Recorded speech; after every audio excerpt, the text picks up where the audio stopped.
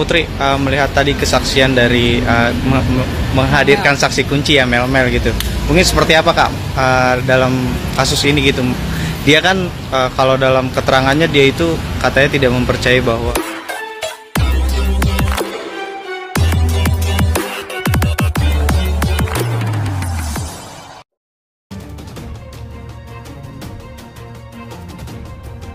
Saksi kunci baru Mel beberkan detik-detik penyiksaan sadis Vina dan Eki oleh Peggy dan kawan-kawan. Mel kasus Vina beberkan detik-detik kejadian penyiksaan Vina dan Eki oleh Peggy dan kawan-kawan di malam pembunuhan 2016 silam. Kepada Tefone secara eksklusif Mel mengaku mengetahui peristiwa penyiksaan yang dilakukan anggota geng motor Peggy Setiawan dan kawan-kawan terhadap Vina dan Eki. Sebelum kejadian, Mel mengaku dihubungi Eki, yang menyebut dirinya ada masalah dengan Egi alias Peggy. Malam itu Mel mengaku bertemu dengan Eki, Vina dan Linda hingga sempat jalan-jalan berempat. Mel mengungkap lokasi penyiksaan Vina dan Eki malam itu berada di Gang Bakti I seberang SMP 11 Cirebon. Lokasi itu, penyiksaan, di Gang Bakti I, pas depannya SMP 11 Cirebon, itu kan ada gang masuk ke dalam tuh, katanya kepada Tefone, Kamis, tanggal 30 Mei tahun 2024. Mel awalnya mengajak seorang penjaga warung untuk mengecek kondisi di dalam Gang Bakti 1 tersebut. Namun sang penjaga warung mengaku ketakutan dan tidak berani mengecek kondisi di dalam gang tersebut. Udah saya enggak berpikir panjang-panjang lagi, saya langsung masuk ke dalam gang, ibaratnya saya ngendap-ngendap ke dalam, tuturnya. Di situ sudah ramai, sudah ada pemukulan. Saya lihat si Eki ini dipukul yang pertama. Eki disiksa pertama, ungkapnya. Di malam mencekam itu, Mel mengaku melihat banyak orang yang melakukan penyiksaan, bahkan lebih dari 10 orang. Saya sempat mau maju, tapi saya takut-takut juga, karena posisi saya sendirian, tambahnya. Menurutnya malam itu memang sepi, tidak ada orang sama sekali, hingga Mel tidak bisa meminta pertolongan orang lain. Setelah Eki dipukul, saya lihat juga sudah enggak bergerak kayaknya dia tuh, baru si Vina yang disiksa, tuturnya. Mel menyebut aksi penyiksaan Vina dan Eki berlangsung sekitar 1 jam lebih. Begitu sudah selesai mereka mau pulang itu saya langsung lari. Pertama yang keluar beberapa motor Vina dan Eki tuh dipeluk di bonceng 3. Jadi Vina ditaruh di tengah sambil ditutup mukanya pakai jaket, bebernya. Setelah menjauh dari rombongan, Mel kemudian mencoba mengikuti para pelaku malam itu menuju jembatan atau jalan layang talon, lokasi dibuangnya jasad Vina dan Eki. Sempat di bawah jembatan, habis di bawah jembatan entah kenapa langsung dibawa naik ke atas. Di atas itu terakhir dibuangnya si Eki dan Vina, ungkapnya. Menurutnya malam itu penerangan jalan sangat terang sehingga Mel dapat melihat wajah para pelaku.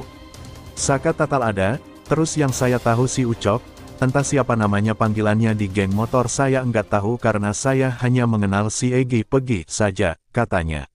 Setelah para pelaku menaruh jasad Vina dan Eki di jalan layang talon, sebagian pelaku pergi. Tapi enggak semuanya pergi, kayak sudah dibagi-bagi tugas harus kemana. Setelah sepi baru saya datangin menghampiri si Eki, tuturnya. Komisi Kepolisian Nasional Kompolnas turut menyoroti terkait pertanyaan yang ramai jadi perbincangan publik setelah Polda Jawa Barat memutuskan menghapus 2 daftar pencarian orang, DPO, dalam kasus pembunuhan Vina Dewi Arsita alias Vina Cirebon. Kompolnas akan turun tangan mengonfirmasi Polda Jawa Barat terkait alasan menghapus 2 buronan kasus pembunuhan Vina Cirebon. Rilisnya bahwa 2 DPO itu tidak ada yang terakhir DPO ada pada Peggy. Tentu kita bertanya-tanya memang, apakah ini keputusan final atau sementara, kata Komisioner Kompolnas Yusuf Warshim saat dihubungi Merdeka.com, Selasa, 28/5. Menurut Yusuf, kesimpulan menghapus 2 nama DPO yakni Andi dan Dani menjadi materi klarifikasi Kompolnas untuk ditanyakan kepada penyidik Polda Jawa Barat. Polda Jawa Barat sebelumnya menyatakan bahwa Peggy Setiawan tersangka terakhir sekaligus menjadi otak pembunuhan Vina dan Eki yang menjadi DPO selama ini. Ya mudah-mudahan kita berharap ini kesimpulan sementara. Karena bagaimanapun yang dilakukan penyidik tentu kita hormati. Kewenangannya menentukan menyimpulkan hanya Peggy DPO terakhir yang ditangkap, kata Yusuf. Kompolnas tanya bukti di Polda Jawa Barat. Kompolnas akan mengonfirmasi Polda Jawa Barat apakah penghapusan 2 buronan dalam kasus pembunuhan Vina Cirebon berdasarkan bukti kuat atau hanya kesimpulan. Apakah itu memang betul didasarkan bukti yang sudah cukup kuat sehingga menganulir 2 DPO lain itu menjadi tidak ada? Ini tentu menjadi pertanyaan Kompolnas, ujar Yusuf. Menurut Yusuf, Kompolnas melihat dari kasus yang telah diputus terhadap 8 tersangka memang ada nama Andi dan Dani sebagai DPO. Maka dari itu, Kompolnas akan memberikan sebuah catatan terkait kelemahan dalam proses penyidikan sebelumnya. Ini memang pada penyidik sebelumnya yang telah memiliki putusan pengadilan berkekuatan hukum tetap. Ada beberapa catatan yang itu bisa dikatakan kelemahan.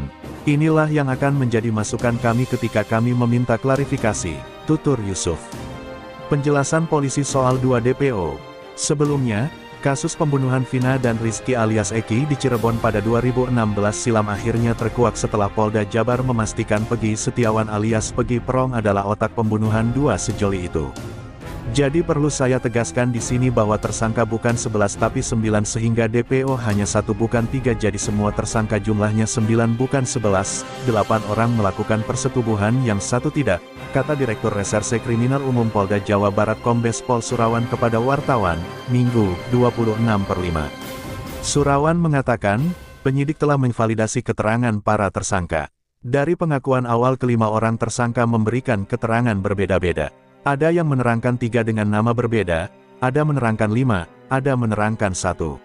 Setelah kami lakukan penyelidikan lebih mendalam ternyata 2 nama disebutkan selama ini hanya asal sebut jadi tidak ada tersangka lain, ujar Surawan. Bahwa DPO 1 bukan 2 itu sudah kami dalami ternyata 2 atas nama Dani dan Ade tidak ada, ujar dia. Presiden Jokowi minta Kapolri kawal kasus pembunuhan Vina Cirebon, begini respons Ibunda Pegi Setiawan. Kasus pembunuhan Eki dan Vina Cirebon masih menyita perhatian publik. Bahkan, kasus yang terjadi pada tahun 2016 silam tersebut sudah sampai di telinga Presiden Jokowi.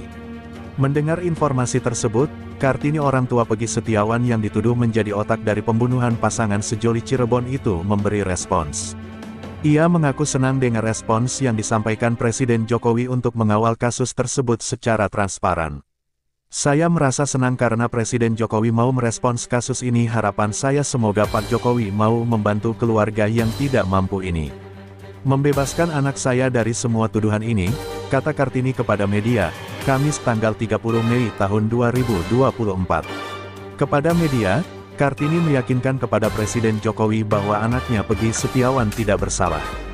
Saat itu, katanya, sang anak sedang bekerja bersama ayahnya di Bandung. Kartini menyebutkan, Pegi merupakan tulang punggung keluarga yang membantu membiayai sekolah adik-adiknya. Bahkan, kata dia, Pegi mampu membiayai sekolah adiknya hingga tamat SMK. Pegi tidak bersalah.